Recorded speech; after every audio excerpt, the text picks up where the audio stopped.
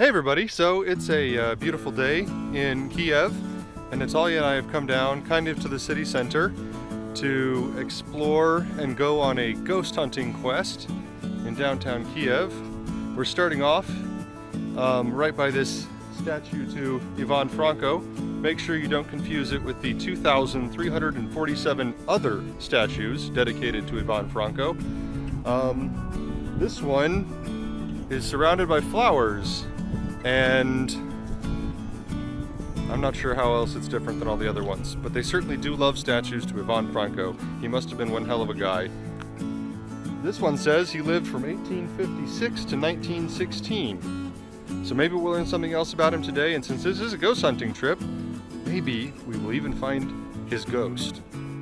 So we're at the first object on our quest, which is just across the street from the Ivan Franko monument we were just at. This is a fountain which was made by a factory owner, and there are 7 fountains like it in Kiev. And special attention was called to these lion masks at the base, and it's kind of hard to see in the light, but just above that there is human face masks. And now, as part of the quest, we have to come over and answer a question about the area that you could only know by being here. And this first one was pretty easy. No, it wasn't. We just had to put the surname of this fantastical character into the quest app in order to get to the next step. And we're right here in front of a major theater, the theater of, guess who? Ivan Franko. So we've arrived at site number 2, and it's this building behind us. It was originally constructed in 1886 and reconstructed in the post-war period. It was rebuilt, and the symbology on the facade of the building is Greek in nature, and there's a legend that in the morning fog on this street you can see the ghosts of horses in front of this building. Horses that were allegedly poisoned at a circus that happened just up the block from here over 100 years ago. So this isn't a stop on our ghost quest, but this is a statue to another really famous person in Kiev, Kazakh Mamai. It's from an older era, but you see a lot of Cossack statues here. And what is this building behind us? No idea. Big white government look. Is that a word? And you got this pretty cool fountain that looks like a giant dandelion. But we're looking for a place, well, they gave us a super obvious clue. It's where you can send written messages. So we're thinking it's probably the post office. Okay, so we're just a few steps away from where I just was. And sorry, didn't mean to zoom in on you there. Behind me, you can see this beautiful flower formation with the Ukrainian trident, the Trezubets, which is kind of the symbol for Ukraine. And we are on Maidan Square, which is one of those things that you really shouldn't say because Maidan means square anyway.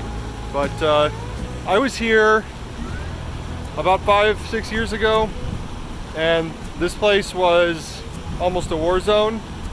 The main street over here was completely blocked off by protesters. They had erected barricades and were living in tents in the middle of the streets for a protest that lasted for several months, toppled the government of Ukraine, and drastically changed the politics in this country, where they got rid of a very corrupt president, and now they've elected a TV star, a movie star, as a president. But just goes to show you what a determined people can do when they want to enact change. Beautiful square, plenty of people out enjoying the great weather, and we're continuing on our quest to the post office. So here we are in front of the main post office. The sign up there says Ukr-Pochta, which is Ukrainian post office. And right behind me here, we've got a geographic marker showing the world, and it shows how far away lots and lots of different cities are. And here you've got my hometown, or as close as I can get to it, Washington, D.C., 7,826 kilometers away. Now, this building used to be a hotel before it was converted to the post office, and there's a legend, well, not even a legend, it's almost current events. In 1989, the facade of this building collapsed and 11 people were killed, and it's said that the building is haunted by their poltergeists.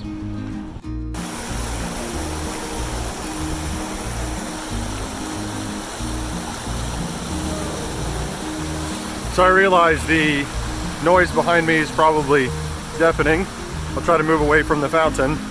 But I just picked up a fake Donald Trump driver's license for 25 hryvnia. I thought it was pretty funny. It lists his occupation as King Twit. They had driver's licenses there for a lot of Ukrainian politicians, a few Russian politicians like Vladimir Putin and whatnot. We're still on the other end of Maidan Square, and we're looking for the next stop in our little adventure here. So, hey, click subscribe, click like.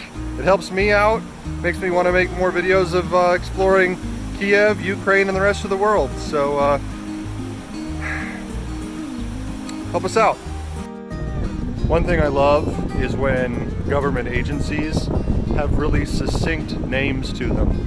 And here we have, it's hard to read in the phone, sorry about the reflection, the Central Interregional Territorial Office of the National Agency of Ukraine for Finding, Tracing, and Management of Assets Derived from Corruption and Other Crimes. I'm sure that they've got a really great abbreviation for that too.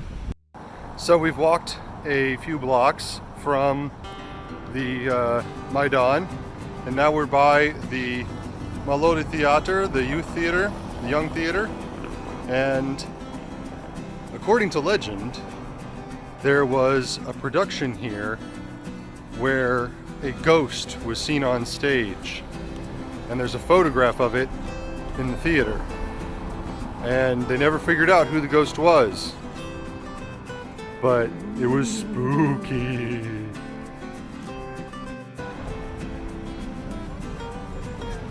So that's one of the miniatures that's placed around Kiev. There's about 24 of them, and they are all representative of things that are Kievan or Ukrainian. We found one earlier at another cafe, but we couldn't take pictures of it because there were just too many people seated right in front of it. But here we are in front of the Golden Gate, Zoloty Varota, which is the original city gates, or at least the location of the original city gates that came into Kiev in the distant history. And we are continuing on our quest to find the most haunted places in Kiev.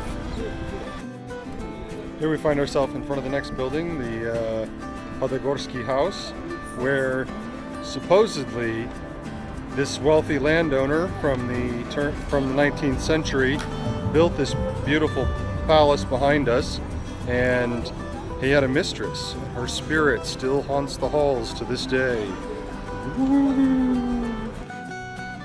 Here we are at the Golden Gates. On the side of it, you've got this statue dedicated to Yaroslav Mudry, or Yaroslav the Wise, who, according to history, brought literacy to the Kievan Rus people and built the main cathedral in Kiev, as well as the first library, and married off all of his daughters to European princes, which helped open Ukraine up to Western Europe. We're here in front of the Kiev Opera House, which is haunted because the politician of Imperial Russia, Stolypin, who was an interior minister and then became prime minister, was assassinated in this very opera house. And to this day, you can hear his groans after he was wounded whenever nobody is in the theater. But if nobody's in the theater, who's here to listen to him groan? I don't know, if a dead politician groans and there's nobody around to hear it, is he still groaning? These questions and others will not be answered on our haunted tour of Kiev.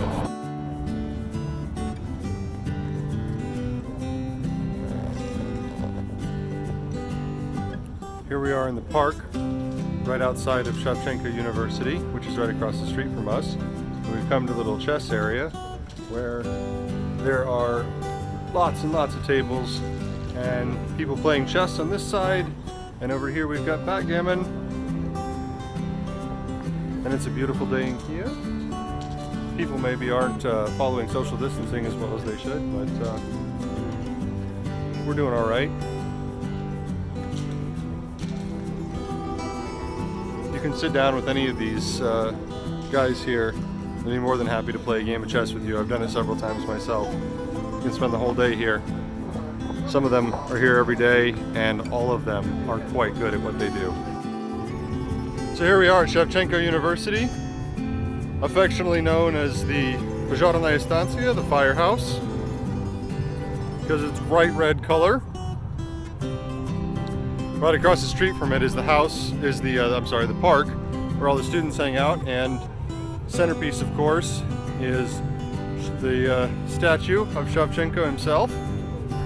That park is where we just were, where we saw the chess players, and there's some kind of activity going on there today for kids, funded by, it looked like a local grocery store chain. They're doing some kind of quiz show for the kids, but there's almost always something going on in that park. There's several little cafes, little playgrounds, places to sit, just a cool place to hang out. So the Chavchenko University used to have a medical school attached to it, and it got the nickname the Werewolf Castle. Oh! Because the medical students used to take bodies from the local morgue and even sometimes the graveyards to dissect them and learn their secrets. And to this day, or should I say, to this night, the spirits of the dissected dead roam the halls of Chavchenko University. So, Chavchenko University is painted red and black, and it's because these are the colors of Saint Vladimir, who is an important saint to the Ukrainians. And these colors are also used as the battle flag for the partisan army that is fighting in Ukraine against the Russian occupation. And you'll frequently see flagpoles that have the gold and blue of the Ukrainian flag and the red and black flag of the resistance army on them. So here we are at St. Vlad's Cathedral. People are all dressed up. It is Sunday, so it's a church day. I don't know if we're going to go inside or not, but the cathedral is blue and gold, the colors of Ukraine, but supposedly it's haunted, and we're going to find out why in just a minute. Here we stand in front of the Soviet Writers' House. You can see the front of the building is decorated with plaques. It's got decorated with plaques dedicated to many Soviet writers. This building is haunted by the Black Crow. The Black Crow was a man in a dark trench coat who used to come for the writers who wrote things that didn't please the state.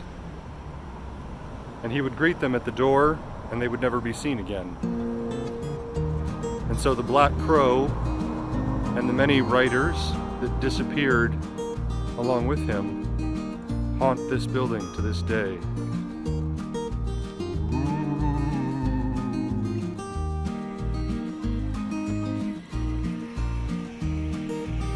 We find ourselves at the Kiev bicycle track.